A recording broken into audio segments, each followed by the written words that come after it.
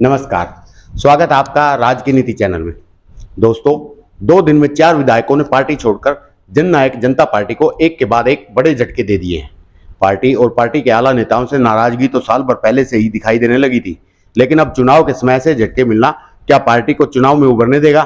दूसरा यह भी कि कहीं जजपा के पास चुनाव मैदान में उतारने के लिए दमदार प्रत्याशियों का टूटा तो नहीं पड़ जाएगा। कल यानी 16 अगस्त को चुनाव की घोषणा होने के बाद देर शाम तक उकलाना से जजपा के विधायक और पूर्व मंत्री अनूप दानक ने पार्टी को छोड़ दिया था। इसके अगले ही दिन यानी आज शाहबाद से जजपा विधायक रामकरण काला, टोहाना से विधायक एवं पूर्व मंत्री देवेंद्र बबली और गोला चीका से विधायक ईश्वर सिंह ने भी पार्टी को अलविदा कह दिया। यह चुनाव का समय है और ऐसे झटके सभी पार्टियों में दिखाई देंगे। बस शुरुआत जजपा से हो गई है। देवेंद्र बबली का समझ में आता है क्योंकि वे पहले से ही मुखर दिखाई देने लगे थे, लेकिन अनूप दानक जजपा आला नेताओं के विश्वास पात्र माने जाते थे।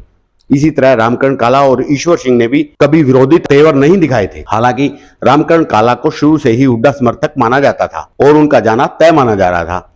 ऐसा नहीं है कि जजपा छोड़ने वाले इन नेताओं को जजपा से ही टिकट नहीं मिलनी थी। टिकट तो लगभग पक्की ही थी, लेकिन इन नेताओं को यह डाउट था कि वे जजपा से जीत पाएंगे या नहीं, क्योंकि जजपा ने 2019 का चुनाव भाजपा का विरोध करके ही 10 सीटें हासिल की थी और फिर भाजपा के साथ ही सरकार में मिल गई थी, जिससे जजपा के वोटर ने खुलकर नाराजगी जताई थी। ऐसे में इन नेताओं को डर था कि वे इस बार जजपा से नहीं जीत पाएंगे। दोस्तों, हम कह सकते हैं कि इसके पीछे इन नेताओं का अपना हित जुड़ा था, जिसके चलते इन्होंने पार्टी छोड़ी। खैर, देखते जाओ, जेजेपी ही नहीं बल्कि अन्य दलों में भी इस तरह की उठापटक, भागदौड़, कूदफान दिखाई देगी और जैसे जैसे टिकटों की घोषणा होती जाएगी, यह उठापटक, भागदौड़, कूदफान और भी तेज होती जाएगी। पूरी तरह पार्टी तैयार भी है। सभी 90 विधानसभा के हल्का अध्यक्ष भी नियुक्त हो चुके हैं और मजबूती के साथ आगामी 45 दिन का जो ये रण, इसको लड़ने का भी काम करेंगे और हरियाणा प्रदेश के उज्जवल भविष्य के लिए, हरियाणा प्रदेश की उन्नति प्रगति के लिए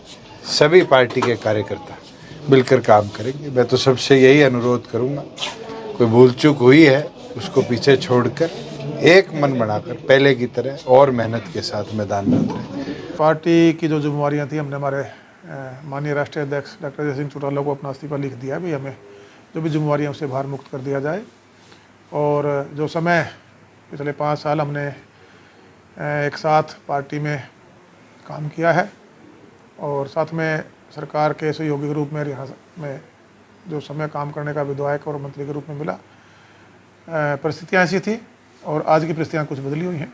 इस कारण हमने अपनी जो जिम्मेवारी थी उससे इस्तीफा दिया।